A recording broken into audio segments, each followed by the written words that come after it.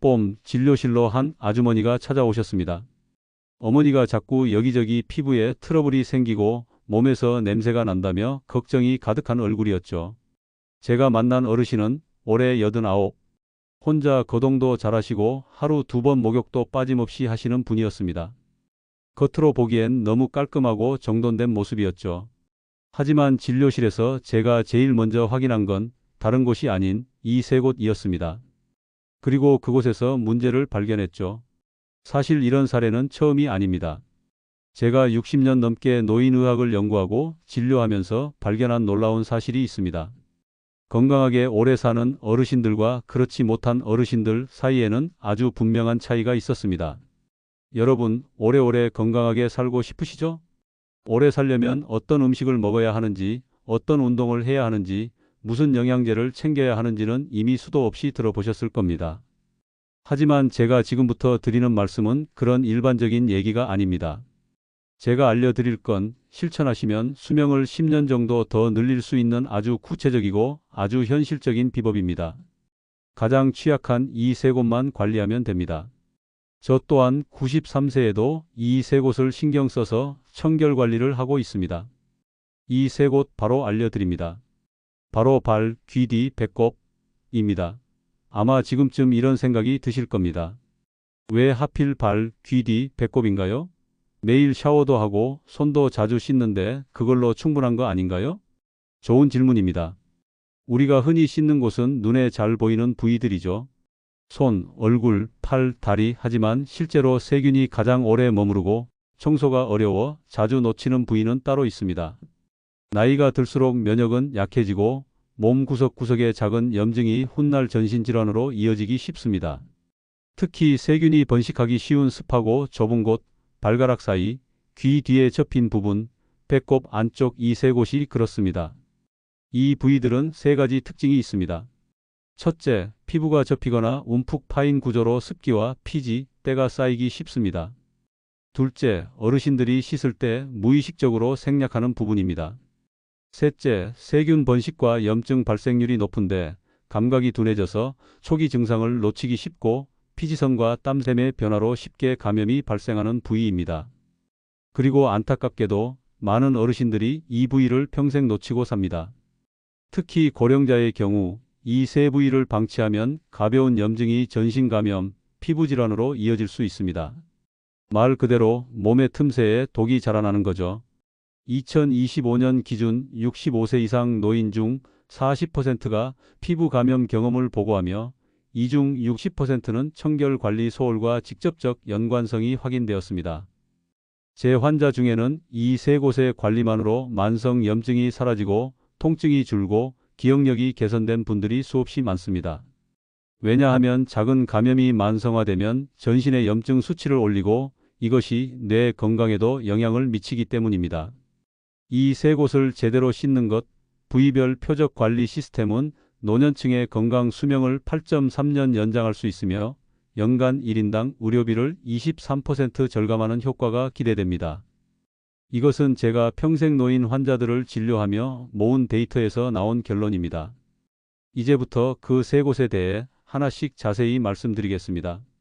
시작 전 더 많은 건강 이야기를 계속 만나보고 싶으시다면 지금 구독, 좋아요 버튼 꼭 눌러주세요. 알림 설정도 함께 해두시면 다음에 전해드릴 중요한 건강 정보 절대 놓치지 않으실 겁니다. 먼저 발가락 사이부터 시작해 볼까요? 많은 분들이 발을 씻을 때 발바닥은 잘 씻지만 발가락 사이는 소홀히 합니다. 하지만 이곳이야말로 습기가 남아 무서운 곰팡이균이 자라기 가장 좋은 환경입니다. 몇 해 전 병원에 79세 어르신이 발냄새 때문에 찾아오셨습니다. 발바닥이 짓무르고 양말을 벗으면 방 안에 악취가 퍼질 정도였어요. 그런데 더 놀라운 건 그분은 하루에 2번씩 발을 씻는다고 하셨죠. 비누칠도 꼼꼼히 하신다며 발톱 사이까지 다 닦는다고요. 그럼에도 불구하고 계속되는 냄새와 염증의 원인 바로 제대로 된 방식으로 씻지 않아서였습니다. 사람들은 종종 발을 그냥 걷는 도구 정도로만 여깁니다. 발은 단순한 신체 부위가 아닙니다. 제2의 심장입니다. 발바닥과 발가락 사이는 습도가 80% 이상 유지되며 노년층의 경우 각질층 두께가 25% 증가하여 세균 서식에 최적 환경을 조성합니다. 2025년 강남구청 연구에 따르면 발가락 사이를 매일 청결히 관리한 노인에서 무좀 발생률이 43% 감소하였고 당뇨병성 궤양 발생 위험도 67% 낮아졌습니다. 특히 나이가 들면 몸의 혈액순환은 점점 느려지고 약해집니다. 그러면 어디가 제일 먼저 영향을 받을까요? 바로 심장에서 가장 먼 곳, 발입니다. 발은 혈액 공급이 늦고 회복도 느립니다. 그래서 노인이 되면 발의 면역력은 먼저 무너집니다. 게다가 고령자는 땀샘 기능이 고르게 작동하지 않습니다. 어떤 부위는 지나치게 땀이 차고 어떤 부위는 건조하죠. 그래서 발은 늘 축축하고 따뜻하고 좁은 공간에 갇혀 있습니다. 곰팡이와 세균이 살기에 너무나도 완벽한 조건입니다. 말 그대로 세균의 온상이죠. 2019년 한 국제 저널에서도 밝혔습니다. 노화가 시작되면 발의 대사 기능과 방어 능력은 신체 부위 중 가장 먼저 떨어진다고요. 그런데 우리는 그 중요한 발을 샤워할 때 대충 물만 묻히고 넘깁니다. 비누칠은커녕 발가락 사이를 닦은 기억조차 없는 분들이 많습니다. 무좀은 그냥 간지럽고 보기 싫은 발 피부병이라고 생각하시죠? 하지만 저는 환자들에게 늘 이렇게 말합니다. 무좀은 단순한 피부병이 아닙니다. 그건 시작일 뿐입니다. 처음엔 발가락 사이가 간지럽고 조금씩 피부가 벗겨지고 물집이 생기고 진물이 나기 시작합니다. 그런데 이걸 대수롭지 않게 넘기면 세균이 그 틈을 파고들기 시작하죠. 무좀 부위에 생긴 작은 상처는 곧바로 세균 감염의 출입구가 됩니다. 그리고 그 감염은 생각보다 빠르게 퍼집니다. 당뇨가 있는 어르신이라면 더 위험합니다. 피부 재생이 느리고 혈액순환도 나쁘기 때문에 작은 상처 하나가 궤양으로, 궤양이 썩은 조직으로 결국 당뇨발로 이어지게 됩니다. 어떤 분은 그런 감염 때문에 발가락을 절단하셨습니다. 이건 흔한 이야기고 실제입니다. 뿐만이 아닙니다. 감염이 혈관을 타고 전신으로 퍼지면 폐혈증으로 진행됩니다. 면역이 약한 어르신들에겐 정말 치명적인 결과죠. 또 하나, 발에 통증이 생기면 걸음걸이가 바뀌고 균형 감각이 무너집니다. 그럼 결국 넘어집니다. 낙상, 고관절 골절, 장기 입원, 사망률 증가입니다. 이건 단순한 무좀 하나에서 시작된 겁니다. 그러니 절대 가볍게 넘기지 마세요. 무좀을 방치하는 건 생명을 서서히 깎아내리는 겁니다. 나이가 들면 몸이 보내는 신호를 점점 덜 느끼게 됩니다. 특히 발바닥, 생각보다 더 빨리, 더 깊게 무뎌집니다. 실제로 70대 이상 어르신의 약 40%는 발바닥의 감각신경이 둔해진 상태라는 연구 결과도 있습니다. 문제는 상처가 나도 잘 모른다는 겁니다. 물집이 생겨도 그냥 눌린 줄 알았다가 며칠 지나 진물이 나고 나서야 병원을 찾는 분이 많습니다. 가장 무서운 건 이겁니다. 느끼지 못한 사이에 병이 자라난다는 것. 당신이 아무렇지 않다고 생각했던 그 발가락 하나가 실은 곪고 있었고 염증이 퍼지고 있었던 겁니다. 결국 병원에 오셨을 때는 이미 항생제 치료를 넘어 입원이 필요한 경우가 대부분입니다. 그래서 저는 꼭 이렇게 말씀드립니다. 느낌이 없다고 괜찮은 게 아닙니다. 느낌이 없기 때문에 더 자주 살펴야 합니다. 자, 이제 이 소중한 발, 올바른 씻기 습관 알려드립니다. 발 관리는 어렵지 않습니다. 매일 단 5분이면 발이 건강을 지켜주는 든든한 파수꾼이 됩니다. 첫 번째, 하루에 한 번 미지근한 물로 발가락 사이까지 꼭 씻어주셔야 합니다. 뜨거운 물은 피하셔야 해요. 피부가 더 약해지고 건조해지기 때문입니다. 두 번째, 비누는 아무거나 쓰지 마시고 중성이나 약산성 제품을 사용하세요. 세균은 씻겨내고 피부는 지켜주는 균형이 필요합니다. 세 번째, 씻은 다음엔 발가락 사이를 꼭 완전히 말려야 합니다. 물기가 남으면 곰팡이가 번식하기 딱 좋은 환경이 되거든요. 수건으로 꾹꾹 닦아주세요. 꼼꼼하게, 특히 발가락 사이는 한 번 더. 네 번째, 발톱 관리는 손톱보다 중요합니다. 균이 숨어들기에 가장 좋은 공간이 바로 그 안쪽입니다. 길거나 두꺼워진 발톱은 정기적으로 손질하시고 통증이 느껴지면 곧바로 병원에 오셔야 합니다. 그리고 마지막 다섯 번째, 한 달에 한 번 발바닥과 뒤꿈치를 꼭 살펴보세요.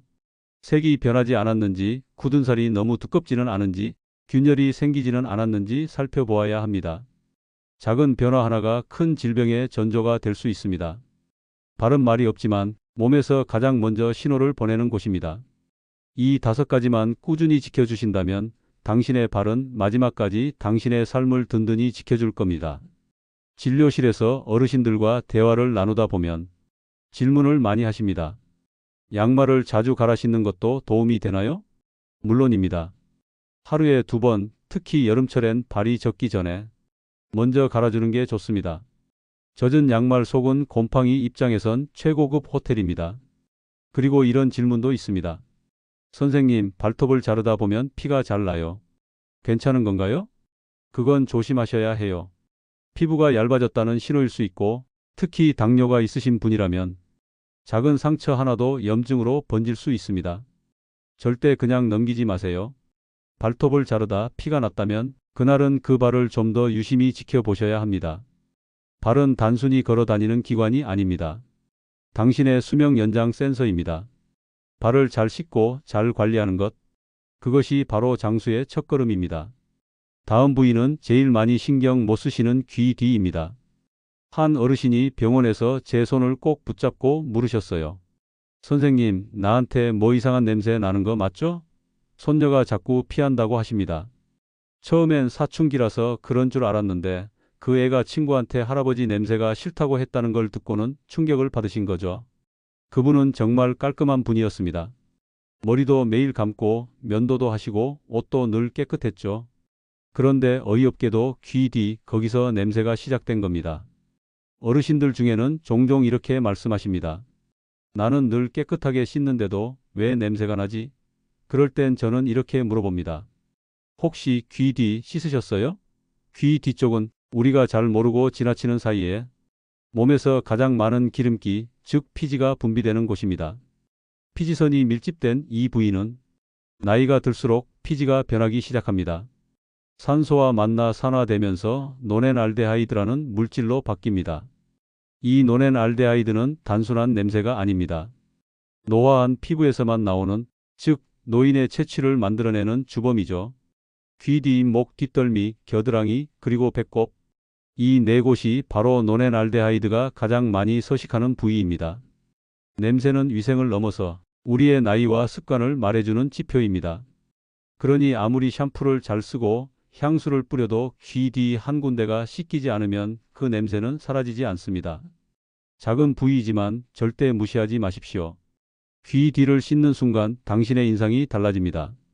귀 뒤는 참 애매한 곳입니다. 손도 잘 안 닿고 거울을 봐도 잘 안 보이고 씻었다는 느낌도 없는 부위죠. 그래서 많은 어르신들이 이렇게 말씀하세요. 샴푸할 때 물 흘러내리니까 그걸로 씻기겠지. 하지만 그건 착각입니다. 귀 뒤는 그렇게 대충 지나가면 피지, 비듬, 먼지, 땀 같은 것들이 그대로 남아서 차곡차곡 쌓입니다. 겨우 3일만 안 닦아도 그 축적된 찌꺼기들이 진한 냄새를 만들고 피부염을 일으키기 시작합니다. 귀 뒤 피부는 피지선 밀도가 1제곱센티미터당 150개로 이마 80개의 2배에 달하며 헤어라인과의 접합부는 각질 축적이 용이합니다. 2025년 창원대 연구에서 귀 뒤를 주 3회 미만 세척한 노인에서 황색 포도상구균 검출률이 78%로 나타났습니다. 실제로 귀 뒤에서 시작된 접촉성 피부염으로 진물 나고 가렵고 고름까지 생겨 병원에 오시는 어르신들 꽤 많습니다. 감각도 둔해졌기 때문에 냄새도 이상도 느끼지 못하고 증상이 꽤 진행된 뒤에야 알게 되죠. 그래서 저는 꼭 말씀드립니다. 귀 뒤는 일부러 씻으셔야 합니다. 그냥 물이 흘렀다고 씻긴 게 아닙니다. 귀 뒤라는 곳은 겉으로는 아무 이상 없어 보일 수 있습니다. 그런데 피부과 의사들이 자주 말합니다. 귀 뒤는 피부병이 숨어 살기 좋은 곳이다. 지루성 피부염, 세균성 습진, 곰팡이에 의한 진균 감염까지 이런 질환들이 귀 뒤에서 아주 흔하게 발생합니다. 그곳은 따뜻하고 피지가 많고 습하기 때문입니다. 게다가 우리가 가장 자주 씻는 걸 놓치는 곳이기도 하니까요. 문제는 여기서 끝나지 않습니다. 귀 뒤에서 시작된 염증이 점점 바깥쪽 귀, 즉 외이도로 번지면 귀 연골까지 퍼질 수 있고요. 거기서 한 번 더 넘어가면 안면 감각신경이 손상되거나 고열, 그리고 심하면 폐혈증까지 연결될 수 있습니다. 작은 가려움이 병으로 커지는데 오래 걸리지 않습니다. 그래서 저는 어르신들께 꼭 당부드리죠. 귀 뒤가 가렵다고 그냥 긁지 마세요. 그건 이미 병이 시작되었다는 신호일 수 있습니다. 이제 귀 뒤 청결 루틴 알려드립니다. 귀 뒤는 하루 30초면 됩니다.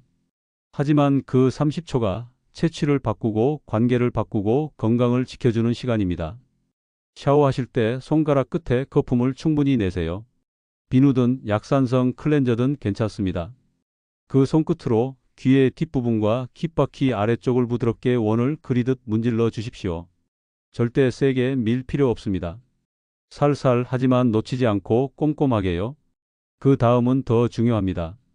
꼭 깨끗한 물로 거품을 완전히 헹궈주시고 수건으로 톡톡 가볍게 말려주셔야 합니다. 물이 남아있으면 곰팡이가 좋아하는 환경이 되니까요. 외출하고 돌아온 날이나 여름처럼 땀이 많은 날엔 약산성 토너나 물수건으로 귀 뒤를 한 번 더 닦아주는 것도 좋습니다. 가장 중요한 건 세게 하는 게 아니라는 겁니다. 피부의 자극은 줄이고 대신 꾸준히 해주는 것. 그게 진짜 관리입니다. 그리고 오래 사는 분들의 공통된 습관이기도 하지요. 진료실에서 어르신들께서 자주 이런 질문을 하십니다. 냄새가 나는데 향수나 바디미스트 뿌려도 되나요? 절대 금물입니다. 냄새 위에 향을 덮는 건 세균 위에 이불을 덮는 것과 같습니다. 겉으론 가려질지 몰라도 속에선 더 곪고 있다는 뜻이죠. 귀 뒤 피부가 벗겨지는데 그냥 놔둬도 괜찮을까요? 귀 뒤는 피부염이 시작되는 첫 경로입니다. 그 상태로 두면 세균 감염이 점점 퍼질 수 있습니다. 특히 고령자의 피부는 얇고 회복이 더딥니다. 벗겨졌다는 건 이미 염증이 진행되고 있다는 신호일 수도 있어요. 귀 뒤는 작지만 강력한 부위입니다. 그 냄새 하나가 관계를 멀어지게 하고 작은 염증 하나가 큰 병으로 번지죠. 매일 30초면 됩니다.